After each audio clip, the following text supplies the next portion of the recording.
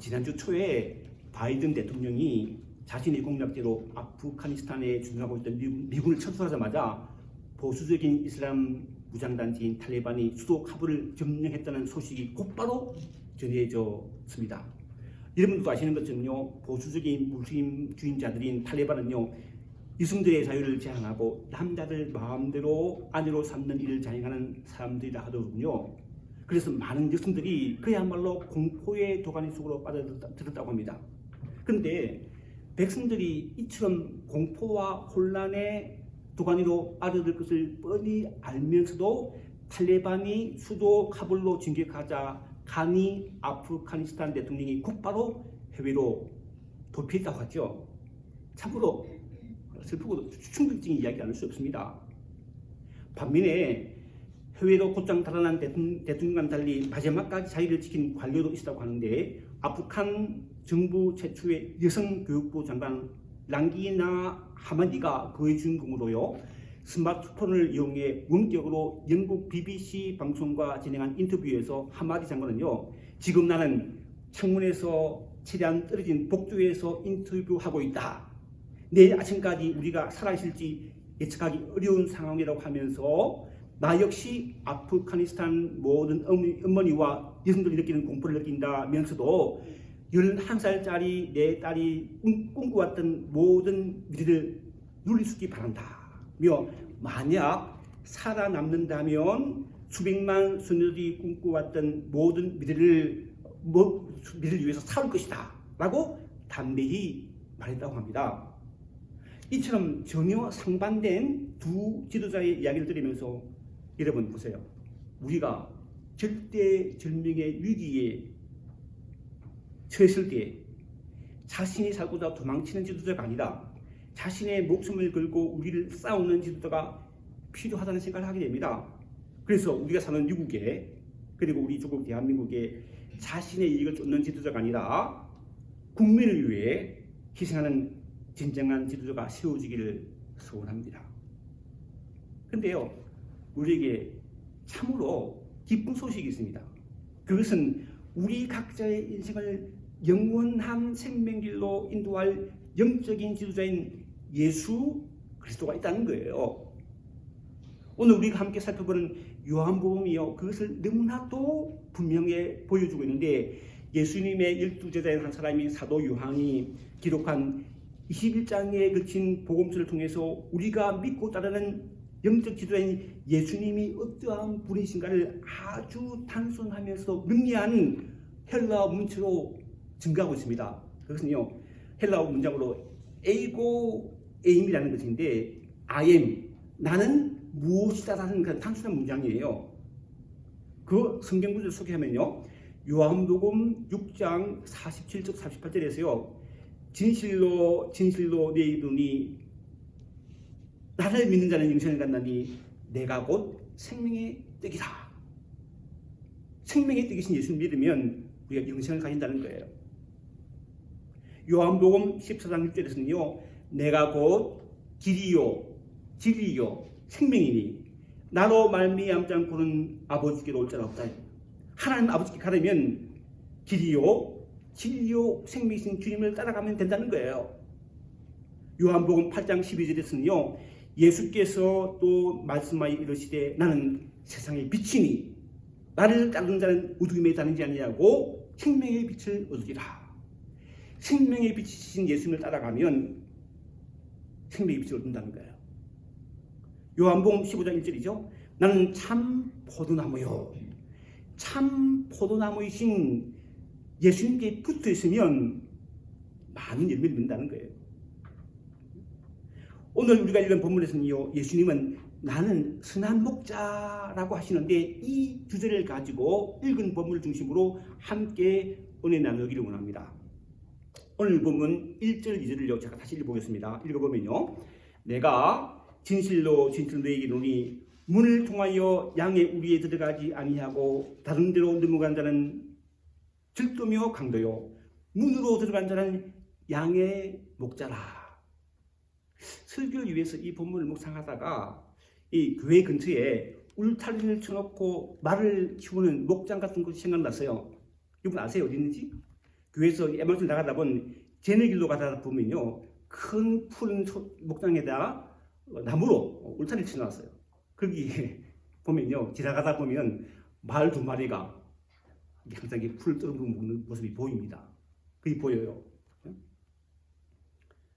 말 주인이 아주 드넓은 풀판에 나무로 된 울타리를 빙 둘러 쳐놓은 이유는 말들이 다른 곳으로 도망가지 못하도록 쳐놨겠죠. 또 생각한 다른 이유는요, 다른 사람이 들어와서 훔쳐가지 못하도록 울타리를 쳐놓았을 것입니다. 그렇죠? 근데 만약 울타리를 빙 둘러 쳐놓았음에도 불구하고 만약 주인의 허락을 받지 않고 울타리를 넘어 들어간 사람이 있다면 그 사람은요, 도둑이라고 그러죠. 그렇죠? 오늘 본문 말씀을 의하면 절도요 강도죠. 반면 쳐놓은 울타리의 문으로 들어간 사람은 주인이거나 그 말을 기르는 책임을 지는 자임이 분명한 것입니다. 그렇게 장면을 상상해 보니요, 오늘 본문이 아주 가깝게 다가와요. 내 삶과 다가왔는데 계속되는 3절로 5절 말씀을 읽어보겠습니다. 3절 5절 말씀 읽어보면요, 문지기는 그를 위하여, 양을 목자죠, 그를 위하여 문을 열고 양은 그의 음성을 듣나니 그가 양의 이름을 각각 불러내어 인도하여 내느니라. 4절 자기 양을 다 내놓은 후에 앞서가면 양들이 그의 음성을 아는 고로 따라오되 타인의 음성을 알지 못하는 고로 타인을 따르지 아니하고 도리어 도망하느니라. 제가 초등학교 다닐 때 저희 집에서 개를 길렀어요. 요즘은 개 기를 때 집에서 기르더라고요. 집안에서 같이 사는 것 같아요. 예전에 안 그랬습니다. 예전에는 우리 그때만 해도 마당에서요. 마당에서 개집을 만들어 놓고 이렇게 길렀어요. 주인이 먹는 밥을, 남은 밥을 주었고요. 예. 그때 또 개 기를 때 그 개집에 줄을 묶어 놓고 그 안에서 가운데에서 이렇게 지내도록 길렀습니다. 그때 저희 집 개는요, 신기하게 주인은 저희 목소리를 알아듣는 것 같았어요. 가끔씩 이제 개를 몰고 밖에 나갔다가 이제 풀을 주면요, 딱 놀다가 이름이 쫑이었거든요. 쫑하고 부르면요, 딱 따라와서요, 금방 따라오더라고요. 개가 알아듣더라고요. 이와 같이 개가 주인의 목소리를 알아듣고 따라가는 것처럼 양도 자신의 목자의 음성을 듣고 목자를 따라간다는 것입니다. 반면에 주인이 아닌 사람이 부르면요, 개가 따라가지 않는 것처럼 양도 목자가 아닌 다른 사람의 음성을 들으면 따라가지 않는다는 거예요. 예수께서 이러한 양과 목자의 비유로 말씀하신 이유를요, 6절에서 이렇게 증가하고 있습니다. 6절 말씀 보시면 예수께서 이 비유로 그들에게 말씀하셨으나 그들은 그가 하신 말씀이 무엇인지 알지 못합니다. 여기서 말하는 그들이라는요, 다른 말인 바리새인들을 가르치는데, 안타깝게도 바리새인들은 자기를 보고 들으라고 하는 이야기를요, 알아듣지 못했어요. 그 말 무슨 뜻인지 몰랐다는 거예요. 그래서 예수님은 다시 이렇게 그렇게 말씀하십니다. 오늘 본문 7절 8절 말씀이죠. 그러므로 예수께서 다시 이르시되 내가 진실로 너희에게 말하노니 나는 양의 문이라. 8절 나보다 먼저 온 자는 다 줄도요 강도니 양들이 듣지 아니하느니라. 그러니까 예수님보다 먼저 온 자들인 바리새인들이 뭐라고요? 절도요 강도이기에 믿음 있는 사람들은요, 바리새인들의 말을 따르지 않는다는 거예요. 여기서 바리새인들이 어떤 사람인가 성경 찾는데 찾아봤어요. 찾아보니까 이렇게 나오더라고요. 들어보세요. 유대교 안에서 발생한 종교 분파의 하나. 바리새인들은 유대교의 규례와 규례에 대한 엄격한 준수, 성경 외적인 관습과 전통의 준수, 인간의 자유의지와 하나님 주권 사이의 상관계에 대한 절충적인 입장, 그리고 천사의 존재와 다가올 부활에 대한 믿음의 특징 등을 가지고 있다. 고도의 문서에 의하면 바리새인들은 정치 집단이나 철학파 학자들의 계층 또는 정결 예식을 철저히 준수하기로 헌신한 자발적인 집단 등 다양하게 묘사하였다. 그러니까 쉽게 말하면 바리새인들은요, 믿음과 은혜와는 거리가 먼 자신들의 의로움에 집착하는 자신들만의 종교적 심령을 추구하는 사람들로서 구원자로 오신 예수님을 철저히 배격하는 사람들이었습니다. 오늘 본문의 병의일에는 앞장인 요한복음 9장이 그것을 너무나도 잘 보여주고 있습니다. 한 번은 예수께서 길을 가시다가 태어날 때부터 앞을 보지 못하는 맹인을 만나시고 이렇게 말씀하셨어요. 9장 3절로 5절 말씀인데요. 보면요.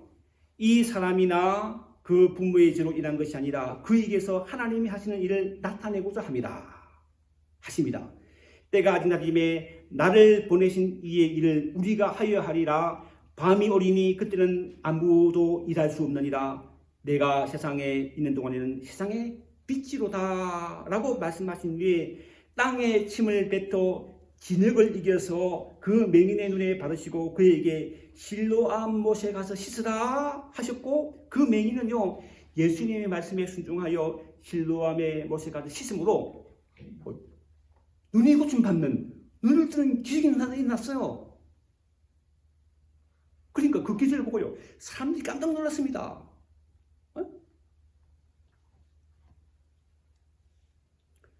원래 보지 못하던 거리로 구걸하는 그가 다시 보며 멀쩡해졌으니 어떻게 된 것이냐고 물었고, 맹인이었던 그는 예수라는 사람이 자신을 고쳐주었다고 있는 대로 증거합니다. 그랬더니 사람들이요 전에 맹인되었던 그 사람을 데리고 바리새인들에게 가서 그 이야기를 낱낱이 고합니다.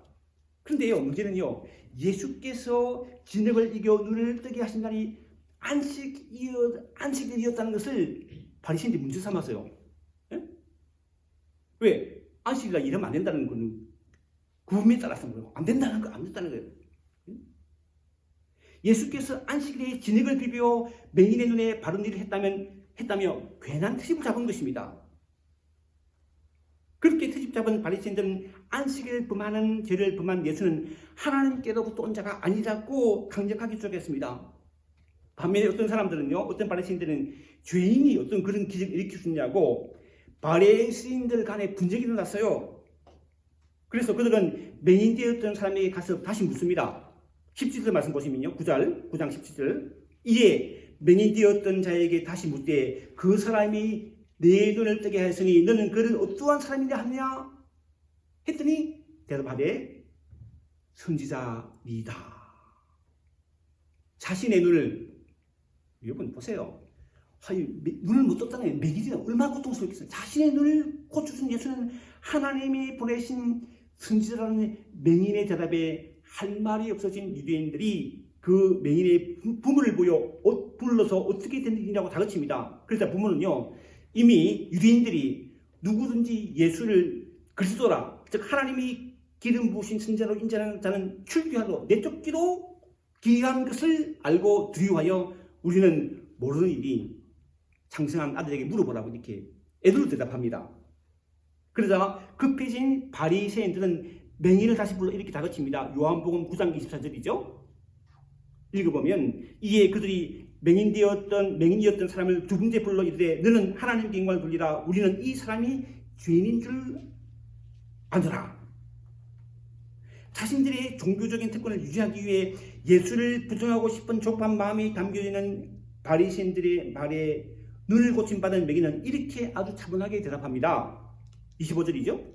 그가 죄인인지 내가 알지 못하나 한 가지 아는 것은 내가 보는 그것입니다. 그 31절이죠. 하나님이 죄인의 말을 듣지 아니하시고 경건하여 그의 뜻대로 행하는 자의 말을 들으신 줄을 우리가 아나이다. 창세 이후로 맹인으로 난 자의 눈을 뜨게 했다는 함을 듣지 못하였으니 이 사람이 하나님께로부터 오지 아니하시면 아무 일도 할 수 없으리이다. 이렇게 예수를요 하나님이 보내신 그리스도심을 믿는다는 눈을 고침받은 맹인의 말을 제대로 반박하지 못하였지만 여전히 예수가 하나님의 기름 부으심을 받은 그리스도임을 거부하는 바리새인들에게 대해 예수님은요 제자들에게 말씀하셨습니다.